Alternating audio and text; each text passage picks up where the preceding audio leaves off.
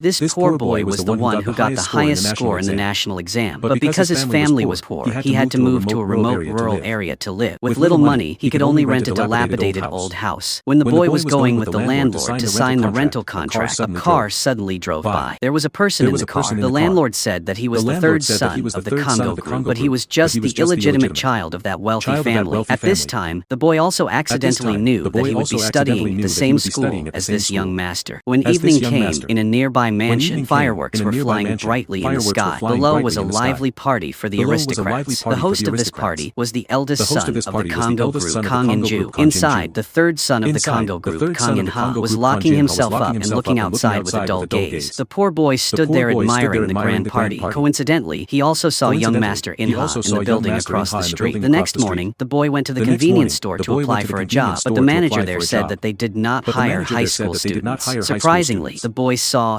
In-ha casually putting the items from the supermarket into his pocket. The manager saw it but did not dare to say anything. In-ha also watched the boy leave with an annoyed look. The poor boy continued to go to a barbecue shop to apply for a job. Luckily, the owner of the shop accepted. When Taeho went outside, he saw In-ha leisurely eating an apple from a stall on the side of the road. Taeho did not want to cause trouble, so he kept walking silently. But not long after, he was blocked by In-ha and said provocative words. However, Taeho calmly responded and left proudly. The next day, while In-ha was sitting in class, the homeroom teacher walked in and introduced a new transfer student. Taeho walked in and briefly introduced himself. When In-ha saw Taeho, he smiled smugly. The homeroom teacher also introduced Taeho's excellent achievements, causing all the students below to open their eyes wide in surprise. Everyone began to discuss why such a genius would come to such a remote rural school. At lunchtime, Taeho was about to eat when In-ha came up to take his seat. Taeho, who did not like trouble, accepted to leave. However, In-ha continued to put his feet on the chair and expressed his dissatisfaction. However, Taeho did not say anything, just patiently turned his back and looked for another seat. Unexpectedly, In-ha felt looked down upon and threw the lunch tray at Taeho's back. At this point, Taeho's patience had reached its limit, so he threw the tray of food right in front of In-ha. Then the two started fighting. It wasn't until the teacher showed up that everything stopped. Because of the fight, the two had to go to the office to write a self-criticism. A moment later, a male student came in and announced that In-ha had been allowed to leave by the teacher. In-ha stood up and left, not forgetting to wish Taeho a happy stay. In the evening, Taeho stood in front of a martial arts center and read the billboard advertising an MMA class. But when he looked at the tuition fee, he sadly left. Suddenly, In-ha appeared and asked Taeho if he wanted to take that class just so he could learn how to beat In-ha up. Taeho said he wanted to learn that to kill someone. Then, when Taeho was leaving, In-ha suddenly said that he would teach him martial arts. However, there was one condition. Taeho had to beat In-ha. Faced with this challenge, Taeho, despite having nearly been beaten to death before, didn't hesitate to accept. Fortunately, when In-ha led Taeho into the ring, he threw face protection for Taeho. After that, In-ha continuously delivered accurate blows to Taeho. Finally, he knocked Taeho down with a punch to the stomach. However, Taeho still tried to endure the pain to continue fighting. At this moment, Taeho suddenly saw In-ha as his father's image, accompanied by his father's words, "Let's meet again." Unexpectedly, Taeho got up and pressed In-ha down. Then came his continuous and crazy punches to his opponent. Fortunately, the reason of a genius reminded Taeho to stop in time. In-ha asked Taeho if he really wanted to kill him. After that, In-ha invited Taeho to eat hamburgers with him. Then the two started to laugh and talk to each other more comfortably. In-ha drove Taeho home on his motorbike and asked Taeho to be his friend. However, Taeho said he didn't like it and went straight into the house without looking back. The young master was angry and loudly asked the other party to transfer the money back for the hamburger. After saying that, In-ha angrily accelerated and drove away. Meanwhile, Taeho at home also started to think about the friendship proposal that In-ha had just made. The next day, when Taeho was standing alone on the school rooftop, In-ha walked up to him and talked. At this time, Taeho told In-ha about his family. Taeho had a stepfather. Due to domestic violence, his stepfather had been sentenced to death and was in prison. His mother had to run everywhere to escape the pursuit of him and his subordinates. It turned out that Taeho wanted to learn martial arts to protect his mother. Then, unexpectedly, Taeho turned to In-ha and asked him to be his friend. But who would have thought that In-ha was still angry about being rejected yesterday, so he did not agree. Taeho immediately revised his proposal, suggesting that they become partners instead. Taeho did not intend to only compete in small tournaments. He wanted to use In-ha to help him participate in big tournaments. On the contrary, Taeho would help In-ha get everything he wanted. In-ha immediately laughed and said that apart from his smart head, Taeho had nothing. Taeho then said that he would give In-ha his 0.1% head and go to Hanjiok University with In-ha. They would decide what to do together. In-ha smiled when he heard that, and the friendship between between the two former opponents began from there. Many years passed, and Taeho is now a student at Hangyeok University. He was extremely busy with his hard life of studying and working. He did all kinds of jobs, from a tutor at a tutoring center to a porter. That day, when Taeho just stepped out of the bathroom, In-ha was already waiting outside. He had a birthday cake in his hand and a personal chef beside him. It turned out that In-ha had prepared a full banquet to celebrate Taeho's birthday. However, the host of the party did not seem happy or surprised, which made In-ha quite disappointed. Taeho gave In-ha a USB containing the report he had personally drafted so that In-ha could submit it on time. In-ha received the USB and immediately sent Taeho a message in return. This was the address of one of Kanggo's mansions. In-ha proposed to Department Head Moon that Taeho be his younger sister's math tutor. He also added that he was the only one who was good to Taeho like that. After that, In-ha also served his friend expensive dishes that he had hired a private chef to prepare. The next day, Taeho went to the university, and a lecturer informed him that Professor Choi wanted to meet him. Taeho immediately went into a private room to meet the professor. Professor Choi praised the report that Taeho had drafted on the future strategies of the Kanggo group. He even offered to buy the report. However, Taeho refused, saying that he was keeping the report for his own future. After that, when Taeho went out, Professor Choi called a mysterious person. He told the mysterious person that this report would be a new power for the Kanggo group and that it would open a new era for the other party. The person on the other end of the line was Kang Sung-ju, the second son of the Kanggo group. Taeho searched the internet for news about the Kanggo group. He discovered that the two sons, Kang In-ju and Kang Sung-ju, were fighting each other. They were both striving for the position of the group's future strategy director. Then, Taeho saw his neighbor, Hye-won, also at the library. However, Taeho tried to avoid his neighbor. When he went to buy a cup of coffee, Hye-won appeared right next to him. She said that they were in the same class and were neighbors, but Taeho pretended not to know her. After that, Hye-won left and deliberately left coffee she had just bought Taeho. Taeho didn't understand her intentions, so he called out, "Hey, you there?" She turned to look at him and said that her name was Hye-won, so next time, Taeho shouldn't call her hey or there. Then, In-ha rushed over and begged Taeho to have lunch with him. While they were eating together, Hye-won passed by. He couldn't help but keep looking at her. Seeing that, In-ha immediately assumed that Taeho liked her because he had never looked at anyone with that kind of gaze. But Taeho denied it and stood up to leave. In-ha said that if Taeho didn't like Hye-won, In-ha would pursue her. Taeho heard but still acted indifferent and left. In-ha continued to look at Hye-won and found her very cute. That night, Taeho went to Kanggo's mansion to tutor. At this time, Miss Kang Hui-ju stepped out and introduced herself to the handsome tutor. Seeing Taeho acting cold towards her, Hui-ju became even more interested. So after that, Hui-ju continuously asked questions to investigate his personal interests. While Taeho continued to lecture, Hui-ju looked at him with affection. After that, Hui-ju continued to try to attract Taeho's attention, but Taeho was still unmoved. When Hui-ju complimented him on his handsomeness, Taeho stopped. He said that the little girl could not defeat his patience. After the lesson, Department Head Moon gave Taeho a month's salary in advance. He also asked him to sign a confidentiality contract for the young lady. When Taeho walked out, he saw In-ha sitting in the car waiting for him. To In-ha, Hui-ju was very different from the people in that house. Sometimes he felt like she was his own younger sister. A moment later, In-ha asked Taeho about Hye-won. In-ha said that he was really interested in her. Then he asked Taeho to find out where her house was, where she worked part-time, and what she liked the most. Taeho was very surprised to hear that, but he just smiled slightly and left. Taeho returned home and saw a woman knocking on Hye-won's door. She kept shouting loudly, demanding to open the door. Then she broke the glass door. Hye-won angrily went out, but her mother snatched her wallet. She also told him that she had worked hard to give birth to and raise Hye-won. Thanks to that, she was able to study at the best university in the country, like now. Hye-won glanced over and saw Taeho. He pretended not to know anything and walked into the house. Hearing the mother asking for money from her daughter, Taeho couldn't help but feel very upset. A moment later, he opened the door and walked out to see Hye-won sadly walking alone on the street. At this time, it started to rain again. Suddenly, Taeho came over with an umbrella to shield Hye-won, but she questioned him, saying that he had always acted as if they were strangers. Taeho immediately asked her to have a beer with him, since they were both neighbors and classmates. Later, when they were standing in front of a convenience store, Hye-won said that Taeho seemed upset that he had to pretend not to know anything after seeing everything. Taeho just said that he always lived like that. The next day, at Kanggo Group, Section Chief Chu was reporting to Chairman Kang the schedule of his two sons, Sung-ju and In-ju. Then, Section Chief Chu saw the plan for establishing a future strategy office on the table. He immediately asked Chairman Kang if he would hand over the strategy office to one of the two. Chairman Kang said that he had not yet decided who to choose. Director Jong was also planning to let her son Sung-ju inherit the future strategy office. She met with In-ha and asked him to sign a document renouncing the inheritance of shares.